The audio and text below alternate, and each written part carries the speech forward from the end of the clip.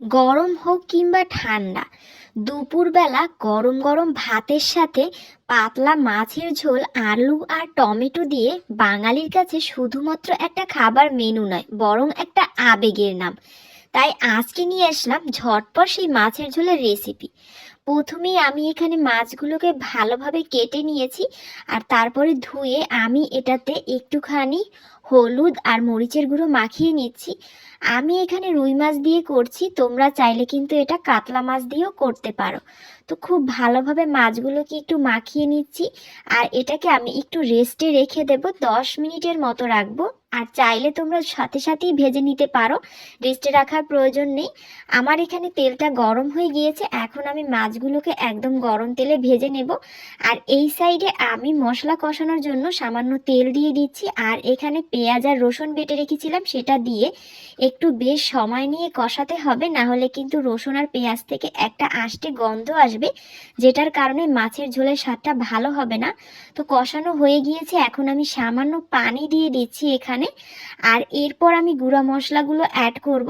এখানে আমি হলুদ, মরিচ, ধনিয়া, জিরা আর লবণ সবগুলো একসাথে দিয়ে বেশ সময় নিয়ে কষিয়ে নেব। অবশ্যই মশলাগুলোকে ভালো করে কষাবে, না হলে কিন্তু রান্নার স্বাদ ভালো আসবে না।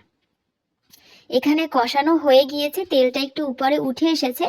এখন আমি এখানে আলুর টুকরাগুলোকে দিয়ে দিচ্ছি। আলুর টুকরাগুলোকে দেওয়ার পর এটাকেও কিন্তু বেশ সময় নিয়ে কষাবে, তাহলে খুব ভালোভাবে মশলাগুলো আলুর সাথে মিশে যাবে আর স্বাদটাও খুব ভালো আসবে। তো আমার এখানে কষানো চলছে, আর এই পর্যায়ে আমার এখানে কিন্তু কষানো অলমোস্ট হয়ে গিয়েছে। এখন আর কিছুই করব না, আমি এখানে ঝোলের জন্য পানি দিয়ে দেব।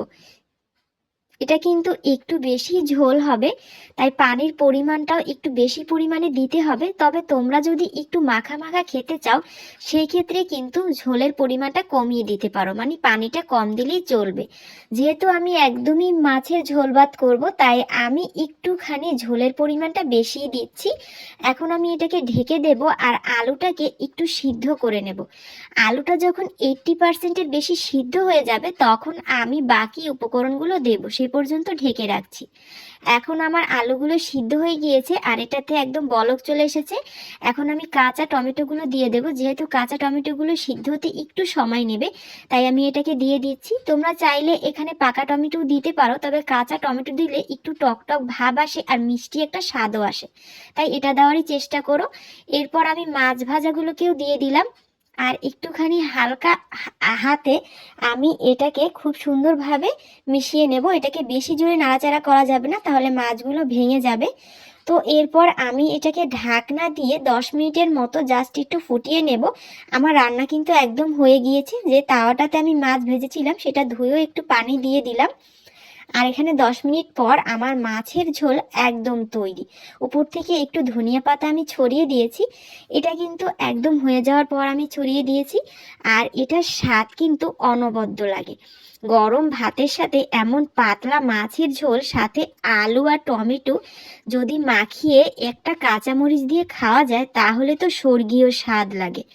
আশা করি এই রেসিপিটি তোমাদের ভালো লাগবে। আজ তাহলে চলে যাচ্ছি, খুব জলদি আবার হাজির হয়ে যাব মজাদার কোনো রেসিপি নিয়ে। সেই পর্যন্ত সকলে ভালো থেকো, সুস্থ থেকো, জেস্ট লাইফের সাথেই থেকো। আমার রেসিপিগুলো ভালো লাগলে অবশ্যই চ্যানেলটি সাবস্ক্রাইব করো। আল্লাহ হাফেজ।